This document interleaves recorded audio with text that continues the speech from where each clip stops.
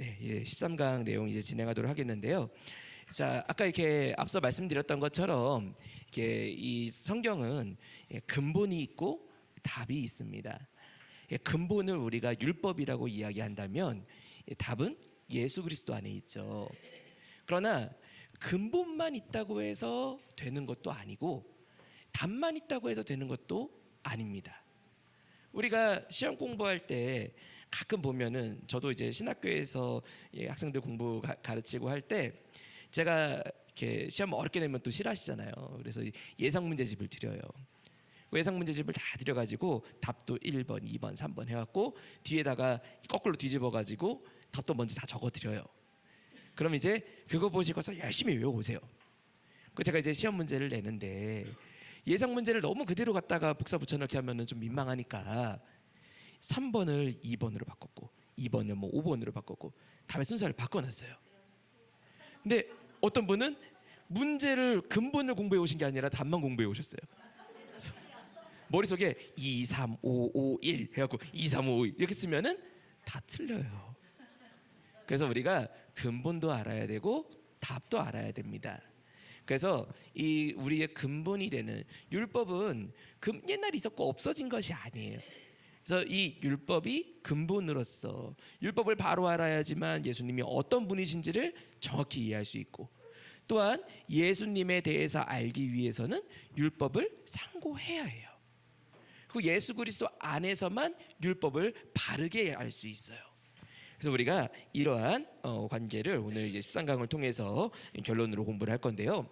자, 우리가 이제 성경에 있는 언약들의 진행을 보면은 자, 우리가 구약에 있는 이 은혜 언약들 구속사가 진행되면서 계속해서 언약들이 발전해 나갑니다.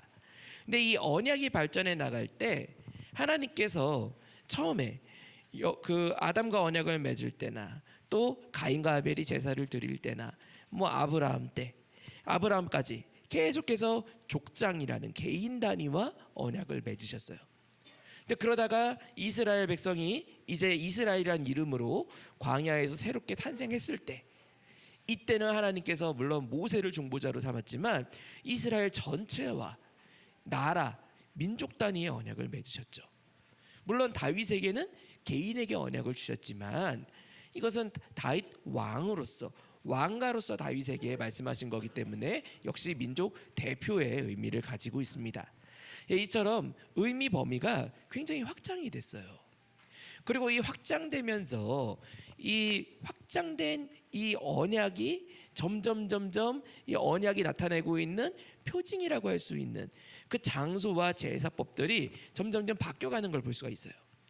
참 신기하게도 성경에 있는 이 성전 개념 항상 언약의 전진과 함께 갑니다. 따로 가지 않아요. 그래서 아담을 통해 가지고 여자의 후손에 대한 약속이 진짜라는 걸 보이시기 위해서 가죽옷을 입혀주셨고 그리고 이 가죽옷의 계시가 신앙이 전수가 됐는지 안 됐는지 가인과 아벨의 제사 가인과 아벨이 단을 쌓고 제사를 드리는 것을 통해 나타나게 됩니다. 단을 쌓았다는 것을 볼 때 신앙이 전수가 된 거죠. 그리고 이 다른 씨 셋을 통해 갖고 계속해서 신앙이 전수되는 가운데 노아가 방주를 지음으로써 물론 방주는 배같이 생각이 되지만 사실 방주가 배는 아니에요. 왜냐하면 배라고 하기에는 노도 없고 닷도 없고 그리고 돛도 없어요. 가고 싶은 곳을 갈 수 없고 그냥 둥둥 떠 있기만 해요. 하나님께 예배드리는 세상과 분리되어 있는 장소가 노아의 방주였습니다. 그리고 아브라함이 가는 곳마다 제단을 쌓음으로써 가는 곳마다 하나님의 임재를 경험하는 신령한 성전의 역사를 경험하다가 마침내 이스라엘 민족 단위로 확장된 다음에는 성막이 주어지게 됩니다. 그런데 이제 약간 이야기의 배경이 달라져요. 왜냐면 이전에 아브라함 때는 하나님 어떻게 해야 됩니까? 흉년인데 애굽으로 갈까요? 말아야 될까요? 여쭤보고 답을 듣고 그리고 궁금한 게 있으면은 아브라함의 자손들은 아브라함에게 가면 됩니다. 그런데 문제는 이스라엘 백성이 이제 남자만 세도 60만 남녀 합치면은 거의 한 250만 어마어마한 숫자로 불어났어요. 그렇게 불어난 상태에서 모세에게 다 찾아가고 물어볼 수가 없죠. 그래서 이제 언약이 하나님의 말씀의 법으로서 제사법과 율법이라는 보다 큰 범위로 확장이 되게 됩니다. 그리고 이 제사법과 율법, 이것은 후에 솔로몬 성전이 지어지면서 이전에 성막은 이동하면서 제사드리고 성막 안에 지성소에 율법책을 보관하고 있는 것도 계속 이동하고 있었다면은 이제 솔로몬 성전 때부터는 이동하지 않는 고정식 성전이 등장을 하게 되죠. 그리고 이제 새 언약이 됐을 때, 새 언약이 되기 직전까지 그 배경을 보면은 이스라엘 백성들은 절대로 하나님이 우리를 못 떠난다고 생각을 했어요.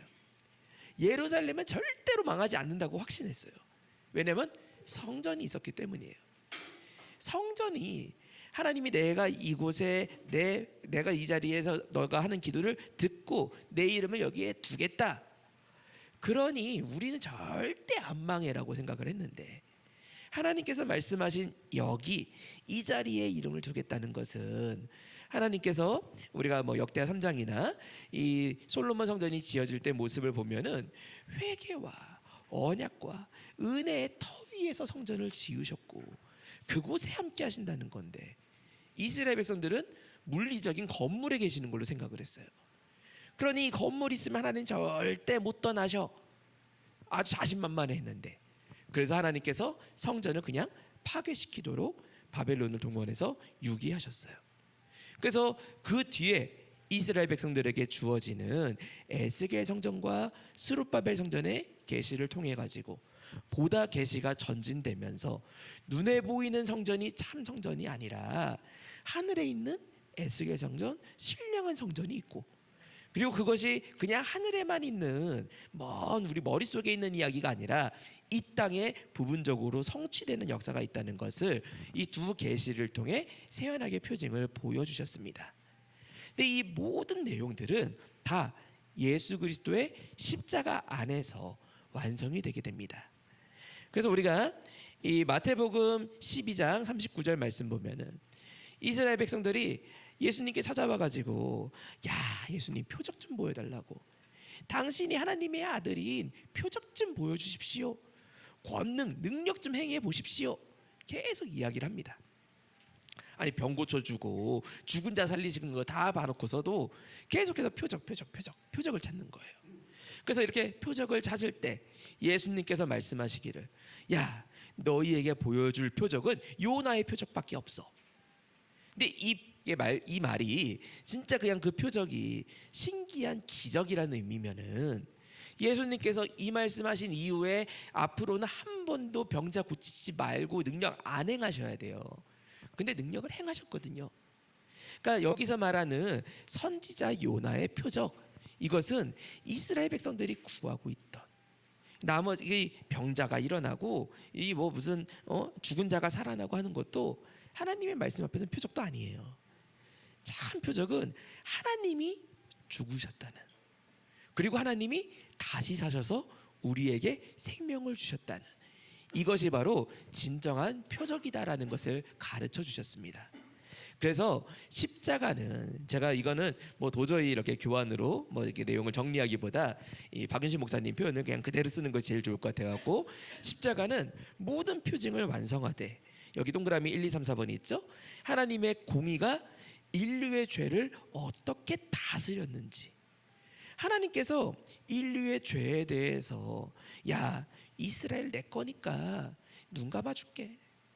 야 그래도 우리끼리 우리 사이에 뭐 이런 거 이게 혈연 지연 갖고 사시는 게 아니라 하나님께서 죄는 반드시 죽음으로 갚게 된다는 십자가에서 인간으로 오신 예수님까지도 죽으심으로써 하나님의 공의를 보이시는 표적이 바로 십자가였고 또한 인류의 죄악이 얼마나 극심하였는지 우리 죄 때문에 예수님이 십자가에 달리셨는데 그 앞에 있는 이스라엘 백성들은 야 예수야 너 구원자라 그랬으면 네 내려와 봐라 소리 지르는 창조주를 십자가에 못 박아 놓고도 두려운 줄 모르는 인간의 죄악을 드러내는 표징이기도 했습니다.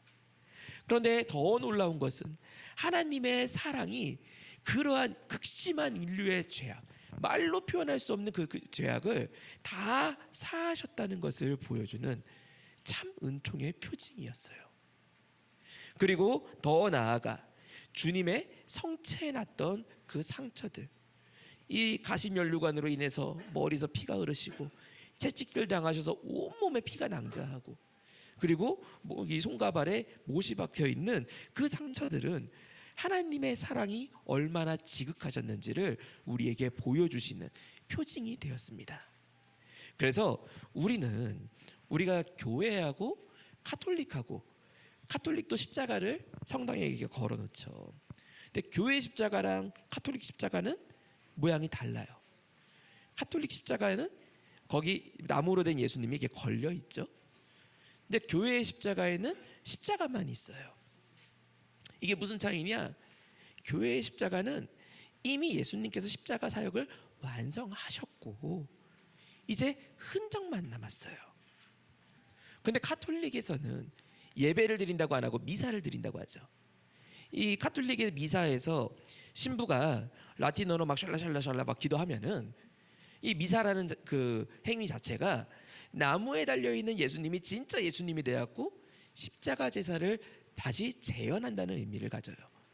그래서 카톨릭은 매주마다 성찬식을 하고, 우리는 성찬을 할 때 예수님께서 명령하신 대로 나를 기념하라 하신 말씀을 기념하며 우리가 성찬을 참여하지만, 이 카톨릭에서는 화채설, 진짜로 예수님의 살과 피가 돼갖고 먹어야 구원을 받는다고 믿어요. 그러니 매 주마다 십자가를 반복하는 거예요. 그래서 휘산 박윤신 목사님께서는 이러한 카톨릭의 미사에 대해서 뭐라고 평가하셨느냐, 제가 너무 충격적인 표현이라 잊어버리지도 않아요. 십자가 피 빨아먹는 모기 새끼래요. 그러니 우리의 십자가는 예수님께서 지금도 걸려서 제사가 매주마다 반복되는 십자가가 아니라 단번에 영원히 모든 죄를 사해버리신 하나님의 은혜의 표징인 줄로 믿습니다. 자, 오늘 우리가 이제 13강 이제 본론으로 들어가 가지고요. 첫 번째, 예수 그리스도는 제사의 완성자가 되십니다. 자, 우리가 12권 상의 첫 번째 주제는 제사에 대해서 공부를 했죠.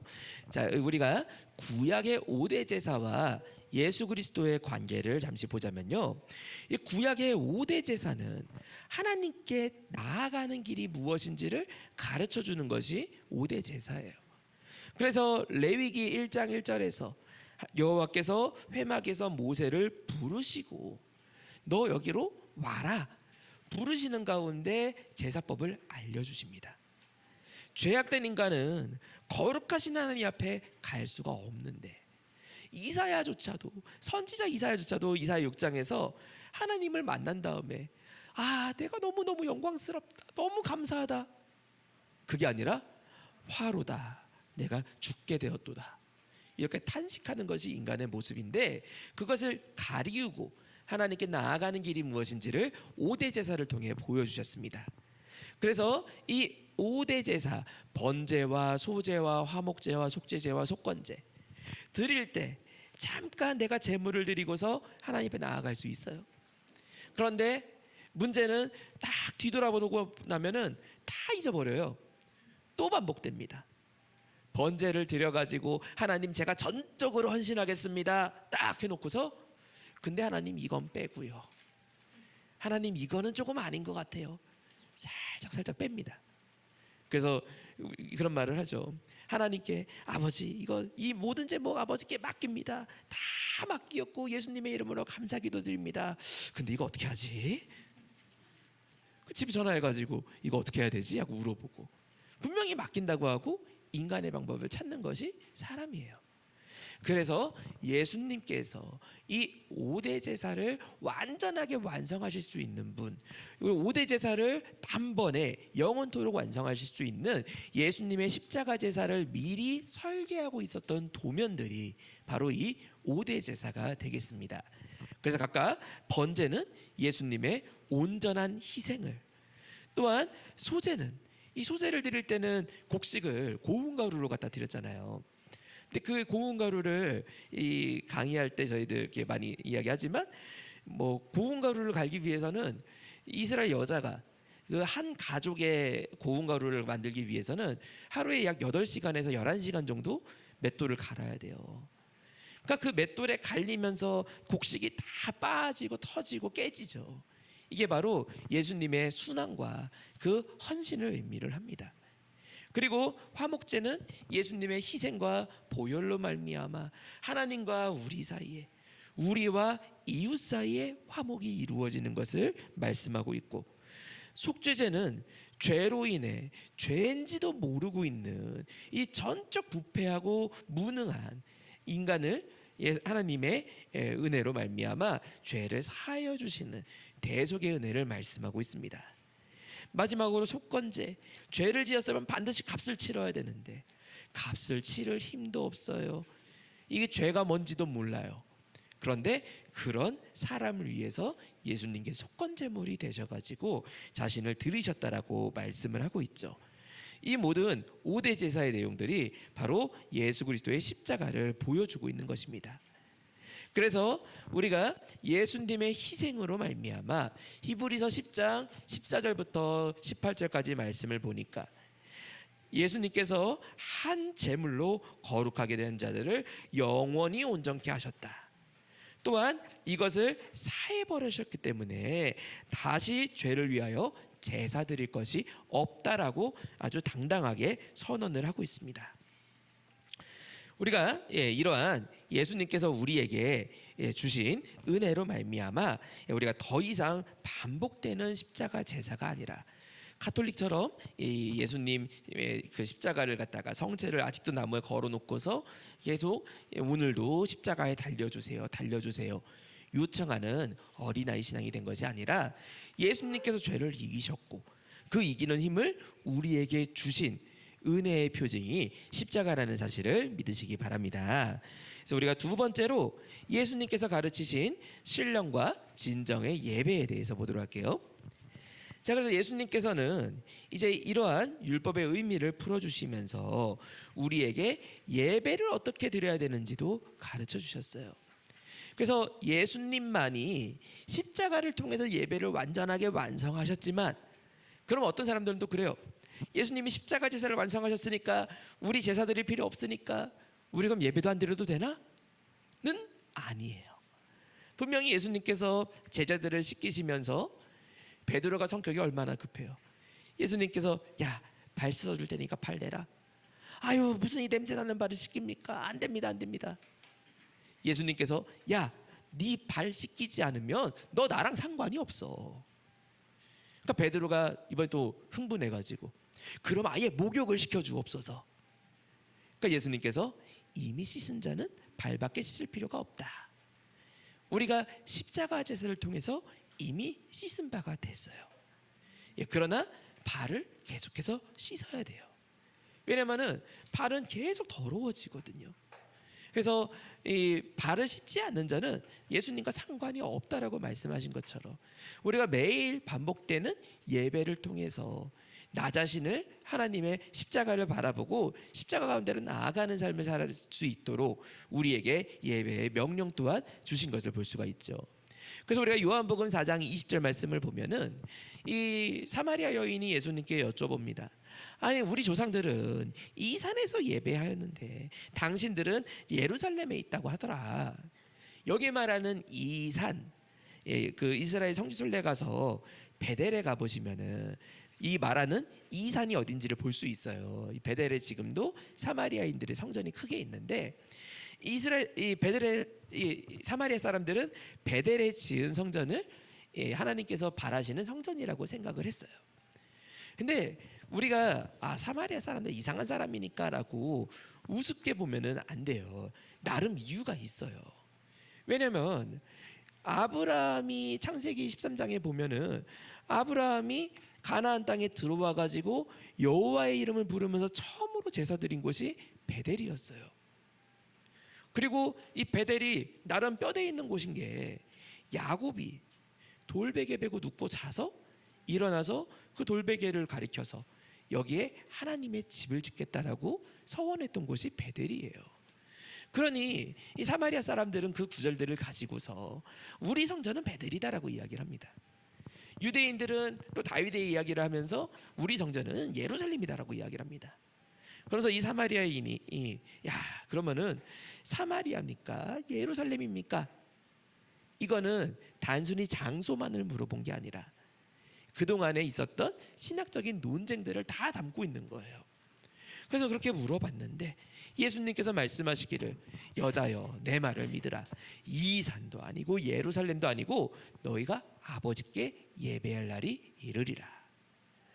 우리가 뭐 이 산, 저 산 여러 가지로 해석할 수가 있겠지만 우리가 한국 교회에 또 여러 가지 교단들이 있잖아요. 그럼 이 사마리아 여인이 와가지고 예수님 감리교에서 예배를 드려야 됩니까? 장로교에서 예배를 드려야 됩니까? 저희 아카데미 지금 장로교에서 하고 있으니까 장로교에서 예배 드려야 된다라고 하는 것이 아니라는 거예요. 그게 아니라 신령과 진정으로 예배 드리는 곳이다라고 답을 하셨습니다. 그 답의 의미를 보니까 뭐냐, 23절 이하 말씀 보니까 아버지께 참으로 예배 드리는 자는 신령과 진정으로 예배할 때가 오나니 곧 이때라. 곧 이때라라는 것은 이전까지는 그렇게 예배 드리고 싶어도 드릴 수가 없었단 얘기예요. 그러나 예수님의 오심으로 예수님께서 제사의 의미를 풀어주심으로 곧 이때가 선포가 되었습니다.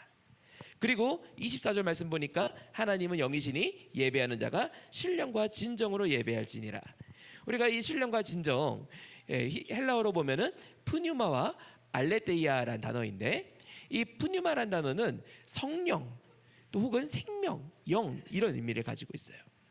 이거는 뭘 의미하느냐? 성령 안에서 영이신 하나님 안에서 내 안에 하나님이 내주하시는 가운데 예배를 드리는 것이 하나님이 찾으시는 예배라는 거예요. 형식적으로는 완벽해도 겉보기에는 막 뭐 건물도 으리으리하고 옷도 막 거룩해 보이고 그러나 하나님의 영이 임재하지 않는 곳에서는 예배가 없다라는 거죠. 그리고 또한 진정, 이거는 헬라어 알레테이아는 진리란 뜻입니다. 진리라는 것은 오늘도 사실이고 내일도 사실이고 어제도 사실이고 한국에서도 사실이고 중국에서도 사실이고 미국에서도 사실이고 시간이 100년, 1000년, 만년이 가도 늘 변함이 없이 참이어야지만 진리가 됩니다. 그러니 인간이 가지고 있는 어떤 가치도 진리라고 할 수가 없어요. 아니 우리가 핸드폰 처음, 스마트폰 처음 나왔을 때 야, 세상에 이렇게 신기한 게 나왔나, 야, 세상에 제일 좋은 거 다 나왔다라고 생각했는데 지금 그때 핸드폰 느려서 쓰지도 못해요. 사람의 생각은 진리가 없어요. 그러나 하나님의 성경만큼은, 이 성경은 이 초대교회 때 예배의 모범이었고 오늘날은 너무 시대와 문화가 달라갖고 아니야가 아니라는 거죠. 초대교회 때나 한국에서나 중국에서나 터키에서나 미국에서나 어디에서나 다 항상 참인 것이 성경이라는 거예요. 그래서 예수님께서 이 예배를 드리는 자가 반드시 성경대로 예배를 드려야 된다. 사람의 계명은 계속해서 바뀌거든요. 이 유대인들의 계명들 하루에 2000보 이상 가면은 노동이다라고 계명을 만들었어요. 왜냐하면 당시에는 걸어가는 건 다 걸어 다녔으니까. 근데 오늘날 유대인들에게 그러면 자동차 타면은 차 타는 거는 노동입니까 아닙니까 하면은 말하기 되게 어려워해요. 왜냐면 탈무드에 안 써 있거든요. 그러니까 사람의 진리는 시간 지나고 문명 바뀌면 다 틀어져요. 그러나 성경대로 예배드리는 것은 절대로 변하지 않아야 되는, 우리가 끝까지 보수하고 지켜야 되는 진리라는 거죠. 그래서 이렇게 이 두 가지 신령과 진정으로 드리는 예배에 대해서 로마서 12장 1절 말씀에서는 이것이 산제사요 영적 예배라고 말씀을 하고 있습니다. 우리가 참고로 골로새서 3장 16절부터 17절 말씀을 더 참고해 보면요, 16절부터 17절까지 말씀을 더 참고해 보면은 이 골로새 3장 16절 17절은 교회사적으로 굉장히 중요한 구절인 게 초대교회 때 어떻게 예배드렸는지가 나타나는 구절이에요. 초대교회 때도 보니까 그리스도의 말씀이 선포되는데 말씀만 선포되는 것이 아니라 피차 가르침과 권면도 있고, 끝나고 서로 조를 이뤄가지고 서로 교훈하고 서로 공부하는 교제 시간도 있었고, 시와 찬미와 신령한 노래가 있었고, 또 마음에 감사함으로 하나님을 찬양하는 성가대 찬양도 있었고요. 그리고 무슨 일을 하든지 말에나 일에나 예수 그리스도의 이름으로 하면서 감사하는 이 모든 것들을 어우러진 것이 초대교회 때 드렸던 참 예배였습니다. 오늘날 우리에게도 이러한 예배의 정신이 살아있는 참 예배가 우리가 섬기는 교회들에서 이루어질 때 우리 아버지의 역사가 전진해 나간다는 거 믿으시기 바랍니다. 자, 우리 두 번째로 예수 그리스도는 구약 성경의 완성자가 되시죠. 자, 우리가 첫 번째로 예수님께서 이 땅에서 사용하셨던 성경이 구약 성경이었어요. 그러니까 신약 성경에서 성경이라고 하면은 일반적으로 거의 대부분 다 구약 성경만을 가리킵니다. 그리고 이 신약 성경에서 서신서들에 대해서는 편지라고 그냥 보통 부르죠, 지칭을. 그래서 성경하면 이제 구약 성경을 가리키는데, 우리가 누가복음 4장 16절부터 21절까지 말씀 보니까 예수님도 회당에 들어가서 회당에서 이사야의 두루마리를 읽으시면서 성경 말씀을 선포하셨어요. 근데 단순히 선포하신 것에서 끝나는 게 아니라 이 글이 오늘날 너희 귀에 응하였다. 이 성경 구절로 너희가 맨날 눈으로 보고 읽고 있던 이 구절이 오늘날 니네 눈에 이루어졌다. 내가 이 이사야서에 말씀하고 있는 희년 자체다. 증거하셨습니다. 한 가지 우리가 또 아카데미 시간이니까 여기서 조금 플러스로 공부 하나 더 하자면요, 예수님께서 읽으셨던 이 성경은 언어가 뭘로 되어 있었을까요? 구약 성경이니까 히브리어로 되어 있었을까요? 아람어로 되어 있었을까요? 예, 이 언어는 헬라어로 되어 있었어요. 70인경이었습니다. 자, 우리가 이 70인경인 어떻게 할 수 있느냐? 사실 아람어는 예수님 때 구어예요. 말하는 건 아람어로 말합니다. 그리고 글을 쓰고 읽을 때는 기본적으로는 히브리어를 쓰긴 써야 되는데 대부분 잊어버렸어요. 유대인들 중에도 종교적인 소수만 히브리어를 쓸 수 있습니다. 그리고 일반적인 문서는 전부 헬라어를 써요. 그러나 일반적인 문서 말고 공문서들은 더러 라틴어를 쓰기도 합니다. 그래서 이렇게 네 가지 언어를 다 쓰고 있던 게 예수님 당시 상황인데, 예수님께서 헬라어 성경 읽으셨다는 거 어떻게 할 수 있느냐? 이걸 우리가 헬라어 성경 70인경과 또 라틴어 히브리어 성경 마소라 사본을 대조해 보면요, 이사야서의 두루마리, 마소라 사본의 이사야서와 70인경의 이사야서가 조금씩 단어가 달라요. 그런데 예수님이 말씀하신 누가복음 4장 18절 내용은 70인경 성경이랑 완전히 일치하는 걸 볼 수가 있어요. 자, 우리가 여기 이사 61장 1절에 주 여호와의 영이 내게 임하였으니, 원래 구약 히브리어에는 여호와의 영이 내게 임하였으니라고 했는데, 이사야 61장 1절에서는 여호와를 생략하고 주님의 영이 내게 임하였으니, 근데 누가복음 4장 18절에서도 주님의 영이 내게 임하였으니 동일하게 기록이 돼 있죠. 또 그 1절 하반절을 보면은 가난한 자에게 기쁜 소식을 전하게 하기 위함이다. 근데 여기 기쁜 소식이란 단어를 히브리어 바샤르란 단어를 썼어요.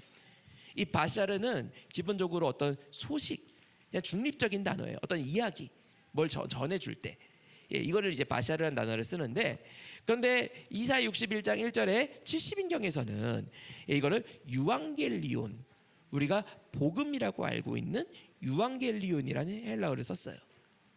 자, 그러면은 유앙겔리온이란 단어를 바샤르의 번역어로 썼겠지. 근데 쉬운 말이 아니에요. 왜냐하면 유앙겔리온은 초대교회 직전까지 교회에서 쓰던 단어가 아니에요. 원래 유앙겔리온이라는 단어가 무슨 뜻이냐? 우리가 왜 단어가 시간이 지나다 보면은 의미가 바뀌거나 의미가 조금 이렇게 약간 뭔가 왜곡되거나 하는 경우가 있죠. 옛날에는 어떤 사람 멋있다고 할 때 너 따봉이야 이러면은 최고의 찬사고 약간 트렌디한 사람이었어요. 근데 요즘에 제가 청년들한테 야 너 따봉이야 이러면은 따봉 그거 저 옛날에 저기 드라마에서 봤어요. 응답하라 1994에서 봤어요. 이런 얘기하거든요. 그러니까 따봉하면은 옛날 단어가 돼버렸어요. 그러니까 의미가 달라지죠. 근데 여기 유앙겔리온 단어는 원래 무슨 단어냐? 이거는 로마의 황제가 자기 황제의 위를 계승할 아들을 낳았을 때, 혹은 로마의 장군이 전쟁을 하고 승리해서 돌아온다는 소식을 알릴 때, 이 소식을 가리키는 단어가 유앙겔리온이란 단어예요. 아무 소식을 다 유앙겔리온이라고 하지 않아요. 이 승리의 소식이나 왕이 나왔다는 그 소식, 이런, 혹은 황제가 즉위했다, 이럴 때만 유앙겔리온이라는 단어를 씁니다. 근데 이 성경의, 신약 성경의 저자들이 예수님의 말씀을 이제 증거를 하면서, 특히 아마 마가복음 1장 1절에 예수 그리스도 복음의 시작이라라고 성경이 시작되는 것을 볼 때, 이 마가한테 아마 많은 사람들이 물어봤을 거예요. 당신이 전하는 말이 뭐예요? 그 예수님의 이야기인데 예수님께서 십자가에 달리셨다가 어쩌고 막 기니까.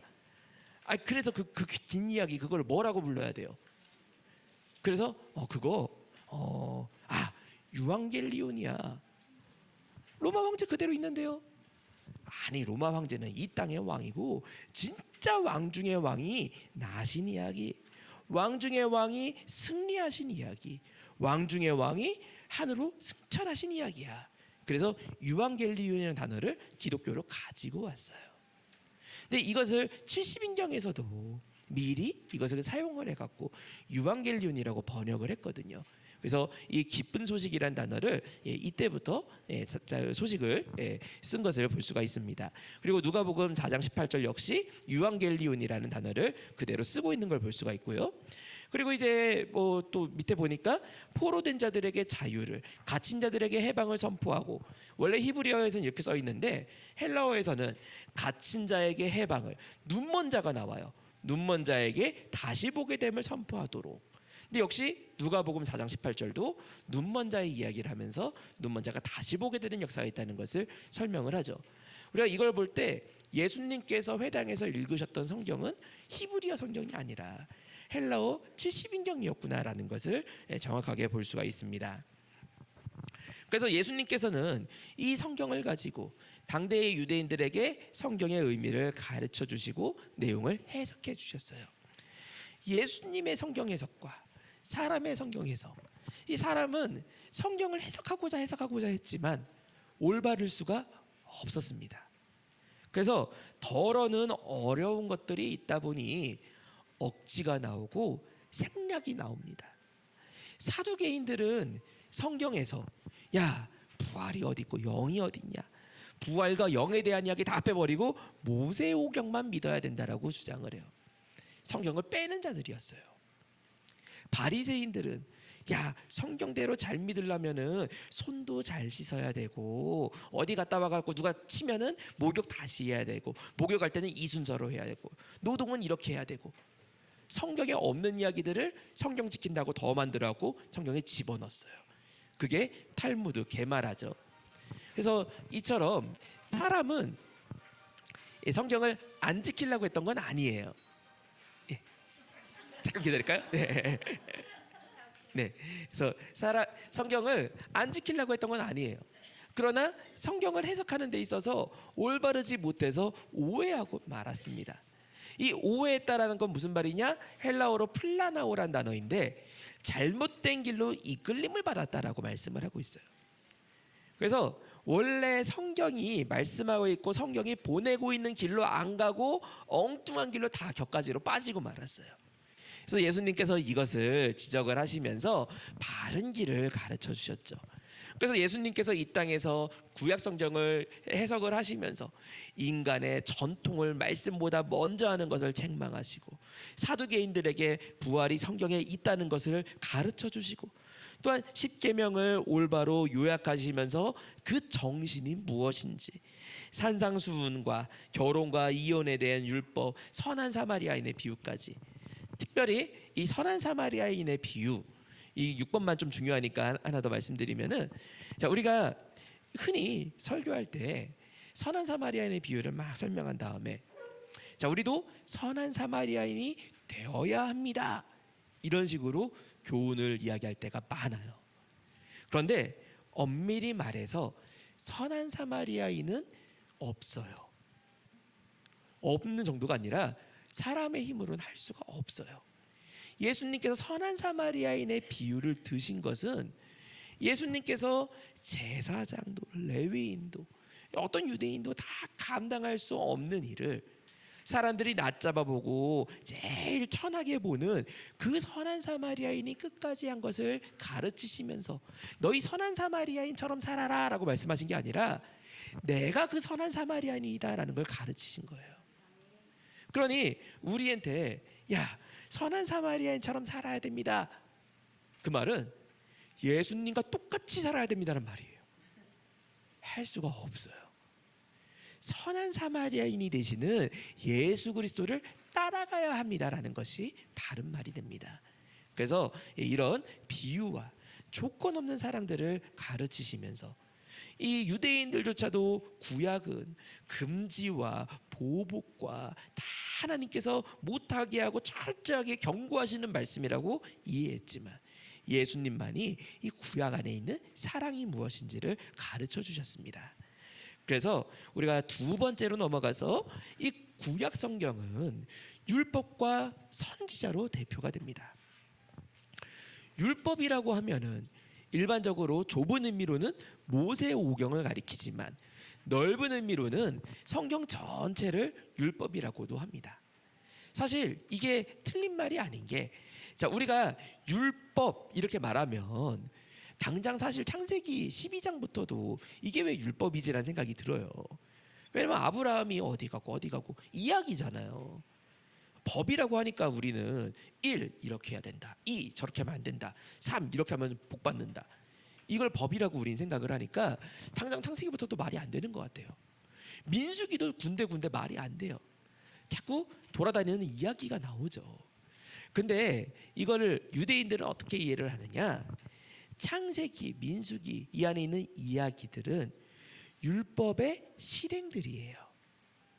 하나님의 율법이 그대로 이루어지는, 우리가 영어 사전을 봐도 영어 사전에 애플 이렇게 그 영어 단어만 있고 영어 단어에다가 사과 뜻만 있는 게 아니라 그 밑에 보면은 무슨 I ate the apple, 나는 그 사과를 먹었다, 예문이 적혀 있죠. 그래서 예문들이 이야기에 해당한다는 거예요. 근데 이거를 넓게 보면은 우리가 유대인들이나 혹은 또 우리 신학자들이나 다 쓰는 표현 중에 육경이라는 표현도 써요. 실제로 모세가 여호수아까지 썼다 이런 얘기가 아니라 여호수아서의 이야기가 오경에 있는 이야기가 실현되는 이야기거든요. 오경에서 말씀하신 대로 순종했더니 가나안을 정복했고, 오경에 말씀하신 것을 순종하지 않으니까 땅을 차지하지 못하고, 그 이야기 실현 과정이 그대로 여호수아에 나와 있어요. 이 관점에서 여호수아를 육경이라고 이야기를 합니다. 근데 이러한 관점에서 볼 때 구약 전체가 분명히 하나님께서 언약을 맺으시면서 너희가 순종하면 이런 복을 받고 저런 복을 받고, 너희가 순종하지 않으면 이런 저주를 받고 저런 저주를 받고, 근데 그 저주가 점점점 심화가 되죠. 그래서 그 저주의 마지막 끝자락은 너희가 자식을 잡아먹고 마침내는 말을 알지 못하는 곳으로 끌려가게 된다. 근데 이 구약의 역사가 전부 그 오경에 있는 축복과 저주의 실현들의 연장이거든요. 그래서 넓은 의미로 율법이라고 하면은 구약 전체를 가리킵니다. 그런데 이 구약 전체가 유대인들은 이걸 읽으면서 야, 이거 열심히 읽으면은 우리가 이대로 살아가지고 내가 하나님 말씀대로 살아서 결국에는 구원받을 거야. 한 사람도 그렇게 못 살아요. 그래서 예수님께서는 이 성경은 너에게 영생을 주는 책이 아니라, 영생을 주는 건 성경이 아니라 나야, 나를 가리키는 책이 성경이야 라는 것을 가르쳐 주셨어요. 우리가 성경 속에 영생이 있다, 맞는 말이죠. 왜냐하면 성경 속에 예수 그리스도가 있기 때문에 예수 그리스도를 통해서 우리에게 영생이 주어집니다. 그러나 성경 자체가 영생이 되는 책은 아니에요.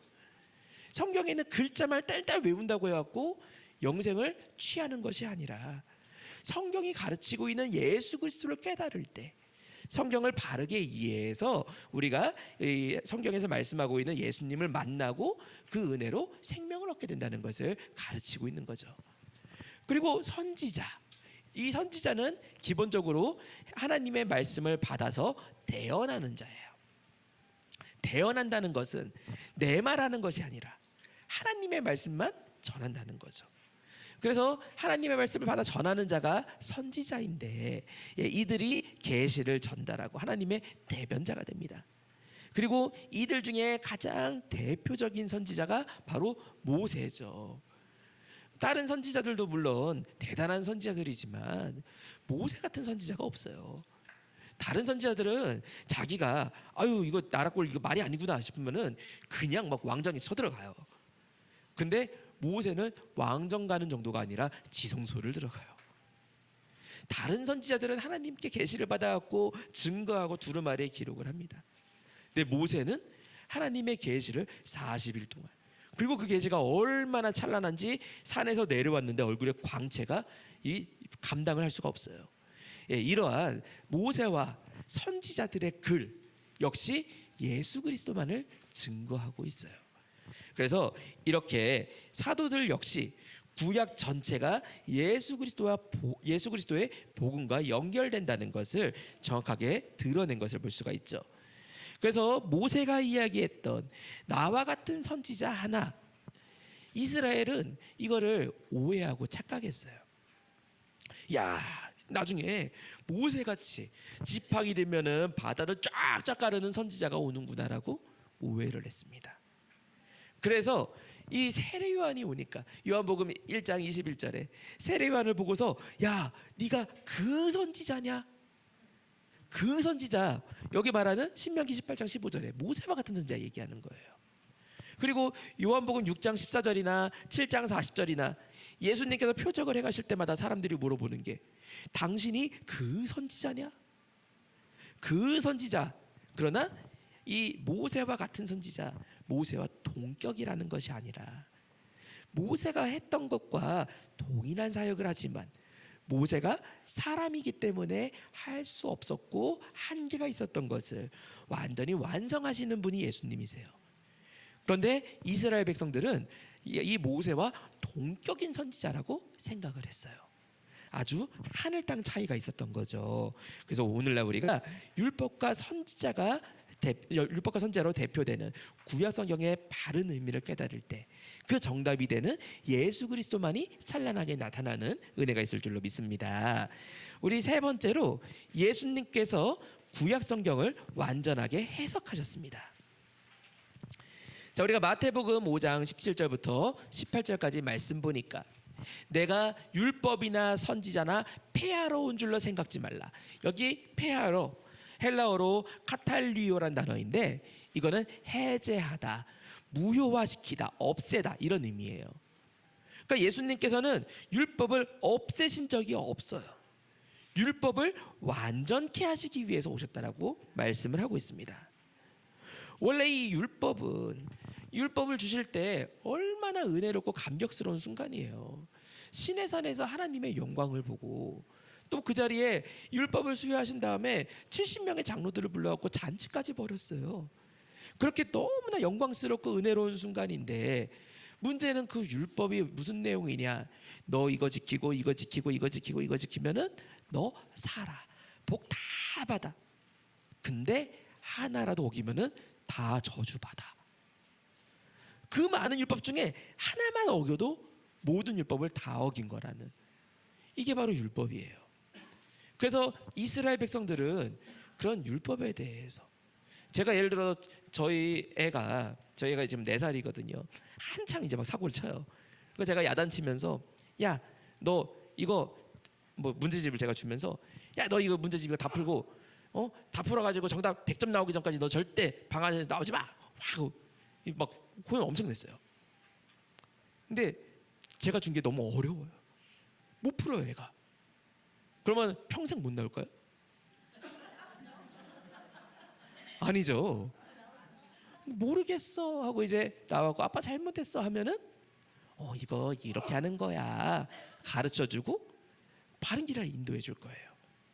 근데 문제는 유대인들은 율법을 그러면 이렇게 하면 다 지킬 수 있을 거야. 아니야, 저렇게 하면 다 지킬 수 있을 거야. 그래서 율법에 명령하지 않았던 탈무드를 만들어갖고 이렇게 지켜보고 저렇게 지켜보고 계속해서 내가 지킨다, 내가 지킨다, 내가 지킨다 하니까 한 놈도 지킨 놈이 없어요. 그러나 예수님께서 이 율법에 대해서 말씀하신 것은 이 율법은 니들 지키라고 준 게 아니라 못 지킵니다라고 고백하고 죄인임을 깨달으라고 준 거야 라고 알려주시면서 율법의 의미를 밝히 알려주시니까, 아니 율법에서는 아유 내가 이 사람을 저 패고 살인해야겠다 막 입으로 내뱉고 죽여야 죄가 되는데, 예수님이 율법을 해석하시면서 야 생각만 해도 죄야. 아니 생각만 해도 죄라고 하니까 저희도 죄에서 자유할 수가 없어요. 이 많은 목회자들이 교회에서 경건해요. 집에서도 경건해요. 근데 언제 그 경건이 깨지느냐? 대표적인 게 차가 밀리면 경건이 깨져요. 화딱지가 나요. 차가 밀리는데 누가 깜빡이 안 켜고 싹 들어오면 더 열받아요. 그러니까 나도 모르게 빡 누르고 막 이게 화가 나죠. 그런데 그런 것조차도 살인죄래요. 그럼 우리 아무도 구원받을 수가 없어요. 그래서 나는 죄인이구나를 깨닫고 예수님을 의지해라. 이게 바로 율법을 완전케 하시는 역사였다는 거죠. 그래서 우리가 그 다음을 보니까 예수님께서는 그 당시에 왜곡되어 있었던 율법 해석을 바로 잡고 하나님께서 율법을 주신 뜻이 무엇인지, 목적이 무엇인지를 알려주셨습니다. 율법은 어디까지나 죄를 깨닫고 그리스도께로 죄 문제를 해결하실 수 있는 유일한 분이 예수 그리스도 앞으로 인도하는 역할을 하는 것이 율법이라는 것을 가르쳐 주신 것이죠. 그래서 우리가 예수님만이 율법의 유일한 해석자이자 최종 해석자가 되시고, 이 해석은 이 율법도 마찬가지고 해석은 더더욱 하나님의 말씀은 영원하고 변하지 않고 반드시 성취된다는 거. 그래서 구약 말씀도 예수님 오셨으니까 구약은 끝났어가 아니라 구약도 영원한 말씀이고, 구약에 있는 율법에 비추어 봤을 때 흠이 없는 모습, 우리가 그 모습도 반드시 이루어지는 역사가 있다는 거 믿으시기 바랍니다. 자, 우리가 네 번째 내용을 보니까 구약 성경의 예언을 따라 십자가의 속죄 사역을 완성하신 예수님. 예수님께서 구약 성경의 예언을 따라서 십자가의 속죄 사역을 완성하셨죠. 자, 히브리서 10장 8절부터 14절까지 말씀 보니까 예수님께서 그 성경에서 말씀하기를 인용을 하면서 구약 성경에 제사와 예물과 전제와 번제와 속죄제 필요 없대요. 왜? 하나님의 말씀대로 하는 게 아니라 껍데기만, 이 번제를 통해 갖고 제물을 죽이면서 이 제물 때문에, 내 죄 때문에 이 제물이 죽는구나.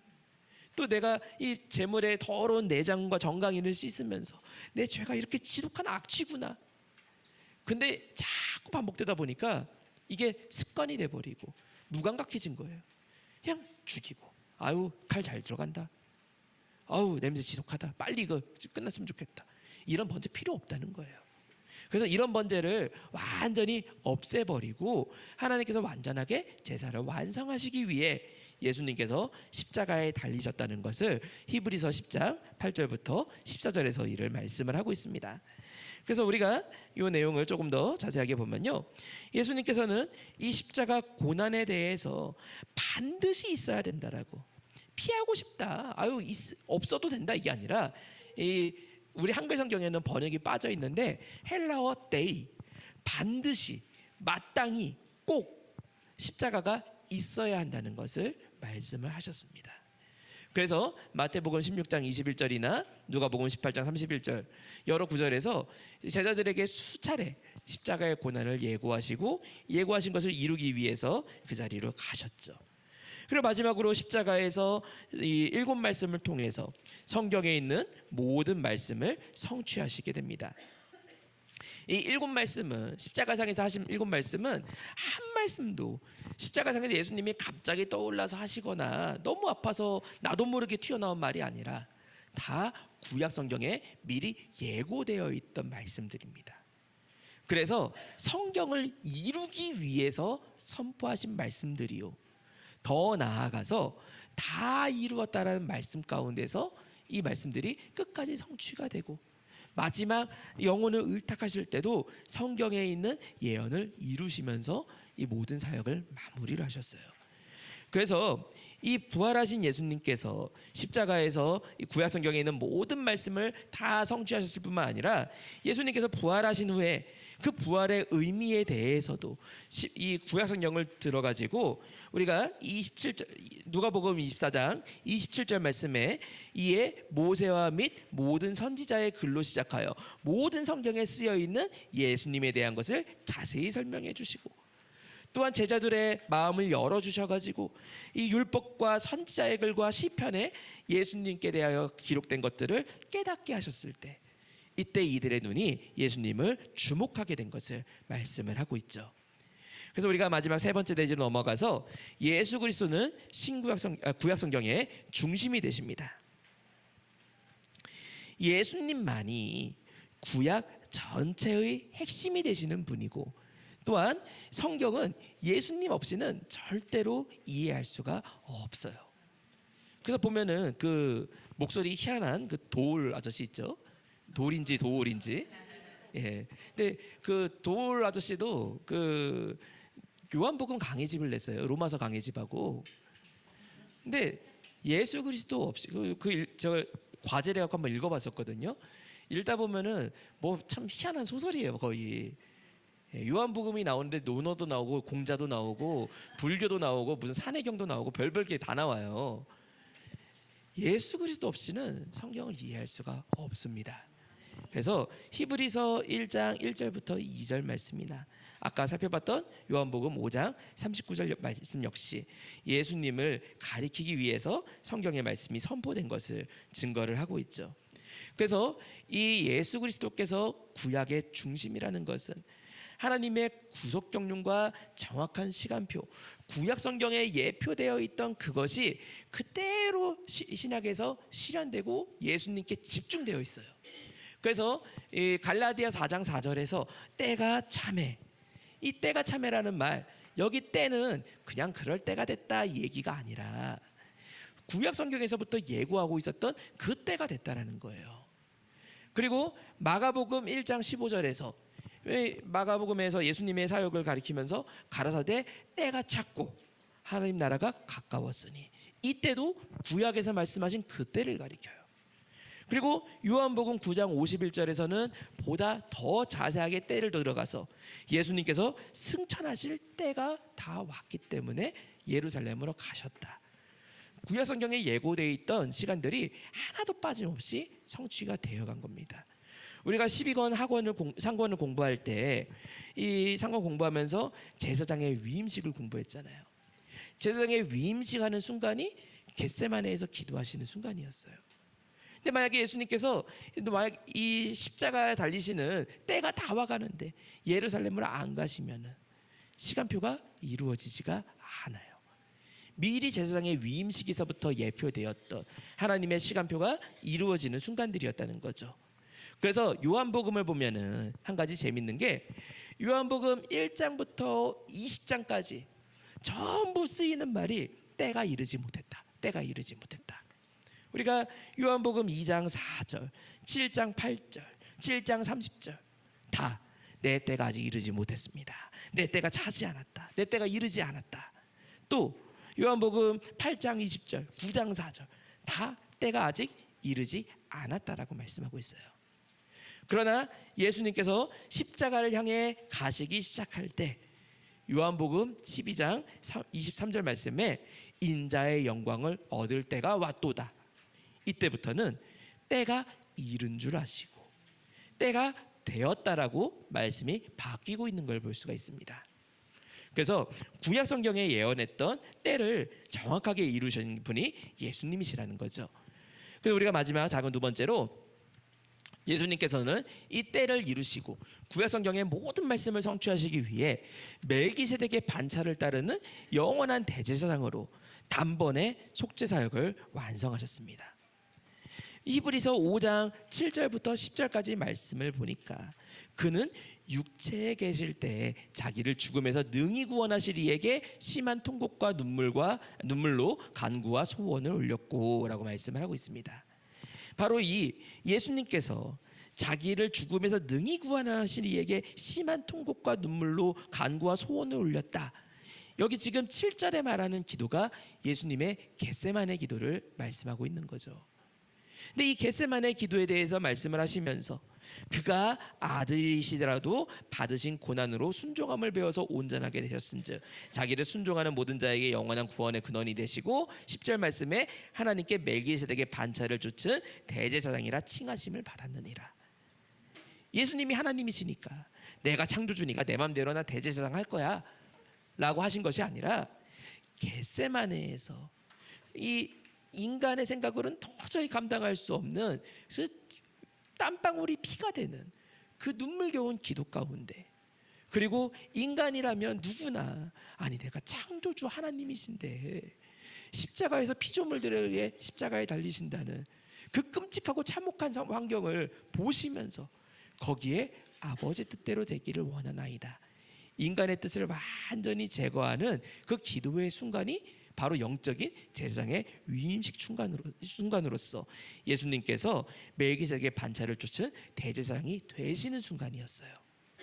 그리고 인간 대제사장의 취임식은 무교절이 끝나는 날에 취임식을 통해 가지고 누룩이 다 제거되고 그것으로 완전히 제사가 사역이 완성이 됐어야 되는데 당장 취임식 날부터 나답과 아비후가 죽임을 당합니다. 이런 한계가 가득한 모습이었지만 예수님께서는 십자가 제사를 통해서 매번 반복되는 취임식 제사가 아니라 한 번의 영원한 제사를 완성시키셨다라고 말씀하고 있죠. 그래서 오늘 우리가 이 12권 상권을 통해서 바로 이러한 예수님께서 사역하신 구약 성경의 성취가 오늘날 우리에게 주어졌고 우리가 이것을 선포하는 것이 우리의 사명인 줄로 믿습니다. 우리가 마지막 결론으로요, 예수님의 성경대로 아멘이 우리의 성경대로 아멘이 되어야 됩니다. 자, 우리가 고린도전서 15장 3절부터 4절까지 말씀 보니까 예수님께서는 이 땅에 오신 것도 성경대로, 죽으신 것도 성경대로, 사신 것도 성경대로 사셨습니다. 그런데 단순히 성경대로 사신 게 아니라 성경에 기록되어 있으니까 성경에 기록되어 있는 영광만 아멘하고 영광이 아니라 고난이면 노멘하는 것이 아니라 이 성경에 인자의 고난에 대해서도 아멘, 인자의 죽으심에 대해서도 아멘, 끝까지 모든 것에 아멘 하셨습니다. 그리고 우리가 믿는 예수 그리스도는 고린도후서 1장 19절부터 20절까지 말씀에 예하고 아니라 함이 되지 않았다라고 말씀을 하면서 예수님께서 늘 아멘이 되신 것처럼 우리도 하나님의 약속은 얼마든지 그리스도 예수 안에서 예가 되니 우리도 그로 말미암아 아멘하여 하나님께 영광을 돌리느니라. 우리 또한 아멘으로 예수 그리스도께서 보여주신 십자가의 그 표적을 따라가는 은혜가 있다는 거 믿으시기 바랍니다. 그래서 이 구속 시리즈 12권에 귀한 말씀이 선포되는 자리마다 성경대로 아멘의 역사가 이 자리에 편만하게 펼쳐지는 귀한 역사가 있기를 주님의 이름으로 축원하겠습니다. 저희 한 10분 쉬고서 바로 2강 들어가면 될까요? 네, 괜찮으실까요? 네, 10분 쉬고서 저희 15분 지금 13분이니까 제가 기도하고 마무리하고 15분에 저희 시작하도록 하겠습니다. 사랑의 아버지 감사합니다. 이렇게 아버지 은혜 가운데 저희들 이 율법이 예수 그리스도 통해서 어떻게 완성되었는지를 살펴보았습니다. 예수님께서 율법 앞에 성경대로 늘 아멘으로 화답하셨던 것이 저희의 아멘으로 나타날 수 있는 은혜가 있도록 인도하시고 함께하여 주시옵소서. 말씀이 선포되는 교회마다 하나님의 그 부흥을 경험하고 하나님께 주시는 아멘의 역사를 경험하는 복된 교회가 될 수 있도록 축복하여 주시옵소서. 다 맡기옵고 사랑과 은혜가 많으신 우리 주 예수 그리스도 이름으로 간절히 기도드리옵나이다. 아멘. 감사합니다. 저희 15분에 시작하도록 하겠습니다.